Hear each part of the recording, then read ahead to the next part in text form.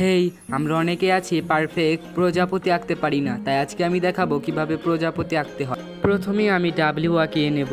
তোমাদের যতটুকু প্রয়োজন তোমরা ততটুকুই নিতে পারো। এরপর আমি মাঝে একটি সমান দাগ দেব এবং প্রজাপতির যে ডানার সাইড হয় সেটা দুই সাইডে দুটা দিয়ে দেব। এরপর মাঝে এরকম ডানার সাইডে আঁকিয়ে নেব। তারপর দুই সাইডে দুইটা ডানা আঁকিয়ে নেব।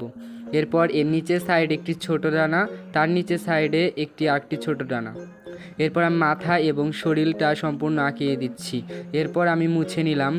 এরপর একটু গাঢ় করে আঁকিয়ে নেব বা ডিটেলস দিয়ে দিলাম আমি প্রজাপতির। তারপর প্রজাপতির ভিতরের সাইডটা আমি আঁকিয়ে নেব, দুই সাইডে দুইটা আঁকিয়ে নেব। আমি ভিডিওতে যেমন দেখাচ্ছি তোমরা ঠিক তেমনই আঁকাবে, কারণ সব জিনিসই তো আর ডিটেলসে দেখানো যায় না। তাই আমি যেভাবে ভিডিওতে দেখাচ্ছি ঠিক তোমরা ওই রকম করেই আঁকিয়ে নেবে। আমি দুই সাইডটি এরকম করে আঁকিয়ে নিলাম।